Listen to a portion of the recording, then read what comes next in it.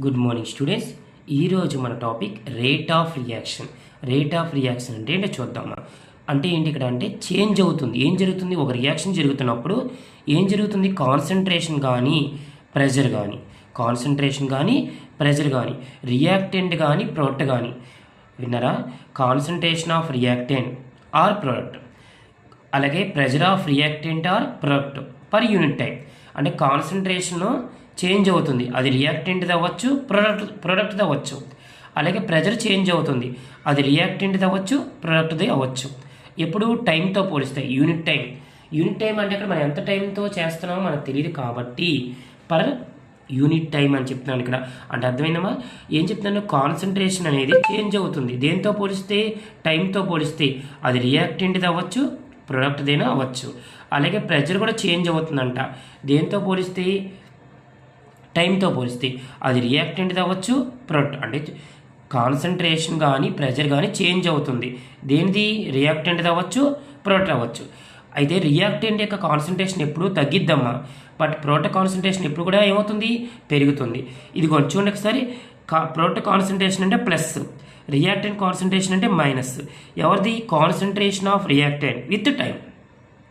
Change in concentration of reactant or product per unit time లేదా time taken in change. ఆ change జరగడానికి కావాల్సిన అదే పట్టిన టైం లేదు. ఇదిగోండి ప్రొడక్ట్ ఉంది కదా, చేంజ్ ఇన్ ప్రెజర్. ప్రొడక్ట్ అయితే పెరుగుతుంది, చేంజ్ ఇన్ ప్రెజర్. రియాక్టెంట్ అయితే తగ్గుతుంది. దేంతో పోలిస్తే? టైంతో పోలిస్తే. ఓకేనా? ఇక్కడ కాన్సన్ట్రేషను, ఇది ప్రెజరు. టైం అనేది కామనే. ప్లస్ అంటే ప్రొడక్ట్, మైనస్ అంటే రియాక్టెంట్. ఎందుకని? సపోజ్ చూడండి, మనం ఫుడ్ ప్రిపేర్ చేయాలి. ఏం తీసుకుంటాం? Rice, water. వీళ్ళిద్దరు ఎవరు? రియాక్టెంట్. అవునా కాదా? వీళ్ళిద్దరి నుంచి మనకి ఏం ప్రిపేర్ అవుతుంది? ఫుడ్ ప్రిపేర్ అవుతుంది. ఇది ప్రొడక్ట్. కానీ రియాక్షన్ జరిగేటప్పుడు ఈ రియాక్టెంట్ యొక్క కాన్సన్ట్రేషన్ ఏమైపోద్ది? ఇక్కడ తగ్గిపోతుంది, బట్ ప్రొడక్ట్ కాన్సన్ట్రేషన్ పెరుగుతుంది. అవునా కదా? సో రియాక్టెంట్ యొక్క కాన్సన్ట్రేషన్ తగ్గడాన్ని మైనస్తో రిప్రజెంట్ చేస్తాం, ప్రొడక్ట్ కాన్సన్ట్రేషన్ పెరగడాన్ని ప్లస్తో రిప్రజెంట్ చేస్తాం. కానీ టైం కూడా జరుగుతుంది కదా. ఈ చేంజెస్ జరగడానికి ఏమవుతుంది? టైం కావాలి. అదిగోండి, ఇదే కాన్సన్ట్రేషన్ బై టైం. డెల్టా అంటే ఇక్కడ చేంజ్ అయిందని, ప్లస్ అంటే ప్రొడక్ట్ అని, మైనస్ అంటే రియాక్టెంట్.